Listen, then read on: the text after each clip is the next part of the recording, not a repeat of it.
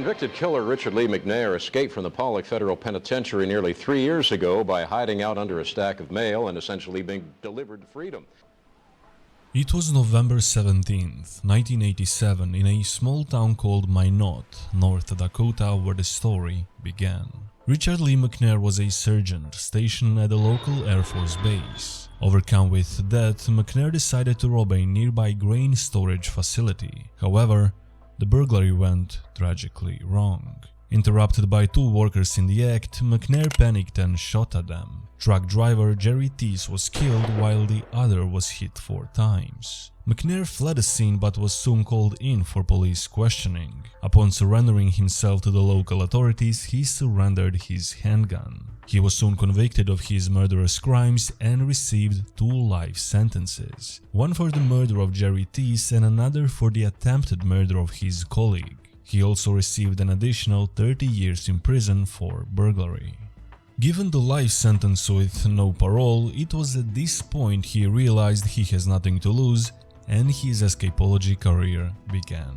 Handcuffed to the chair at the police station with 3 detectives present, McNair managed to loosen his handcuffs with lip balm he had in his pocket and escaped from the police station. Being on the run for 3 hours, the police somehow managed to capture him after he ran up 3 flights of stairs and found himself surrounded by police. At the top of the building with no way out, Richard jumped into a tree. The branch broke and he fell, injuring his back. After some time spent in hospital, he was sent to the Ward County Jail. However, it wasn't long before Richard hatched a plan to escape again. When moved to a cell in February of 1988, McNair started chiseling 2 concrete blocks in the walls of his cell. Portion of the blocks was gone completely, but he got caught in the act. It took another 4 years before he could get another plan into action. In the style of too many movie characters like Shawshank Redemption, McNair escaped through a ventilation duct from state prison in Bismarck, North Dakota in October of 1992 alongside 2 other prisoners. After crawling through the ventilation system, he was free.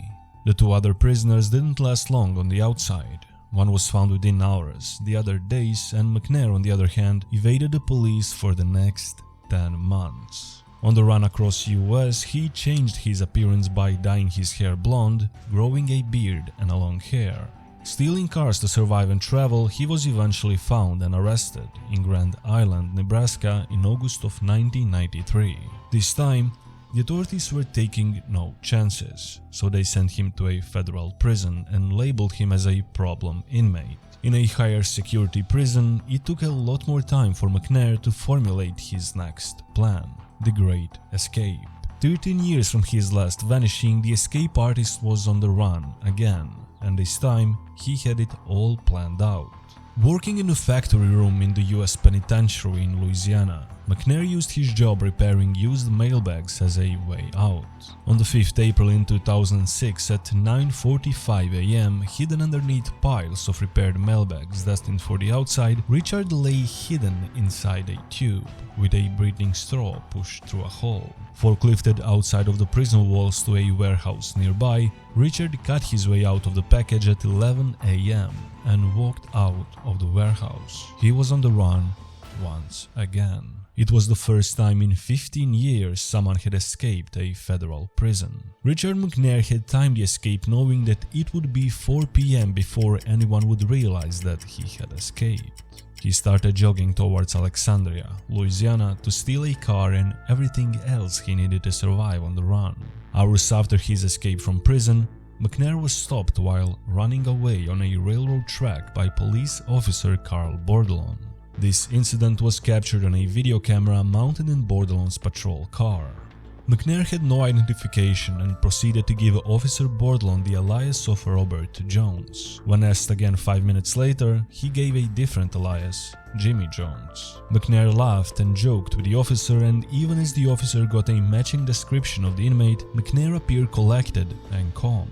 He successfully convicted Bordelon that he was jogging towards town to help on a post-Katrina roofing project, allowing him to go back to jogging within 10 minutes. You know, the bad thing about it, you're matching up to him, the officer said, referring to the description of the escapee. Well, "That sucks, doesn't it?" Richard replied. The officer advised him to carry some ID next time, and the two shared a laugh before the officer said, "Be careful, buddy," and Richard jogged on to freedom. One factor that made it easier for Richard to escape arrest was that the photo provided to police was very low quality and 6 months old. Another was that the prison had told police that they were not completely sure that he had escaped. Over the 10 minutes that Bordelon questioned Richard remained calm and provided completely plausible explanations, eventually convincing Bordelon that his alibi was true. Richard later wrote that he did not see the officer because it was blocked from view by the trees and that he planned to run if he was not able to convince Bordelon of his innocence. He later denied the suggestion that he would have assaulted a police officer if confronted, claiming that he had renounced violence after his initial arrest. He also described his escape as a get-out-of-jail-free card and described his feelings after the confrontation as relief and disbelief. Bordelon remained with the Ball Police Department for the rest of his life, eventually becoming assistant police chief before his death in 2015 at the age of 51. Clearly, Richard Lee McNair was, as his brother said, a truly smart and clever guy, and the authorities had to agree. "I think he's a smart guy," said Tim Schutzel, a warden at McNair's prison in North Dakota. While on the run for the third time, McNair even found time to send Schutzel a Christmas card. 8 days later, Richard McNair was still on the run, crisscrossing the country in stolen vehicles. He joined the list of the 15 most wanted criminals in the US on the 13th April in 2006. 2 weeks after he escaped, Richard left Washington and entered Canada via British Columbia.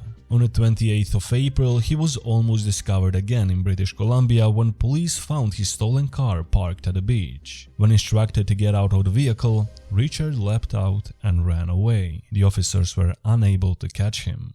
Returning to the secured car, they found his fingerprints and dozens of self-portraits on a digital camera that he was probably using to create fake identity cards. But the troubles were yet to come. From May 2006, he was constantly moving back and forth between US and Canada, always stealing cars to travel and survive.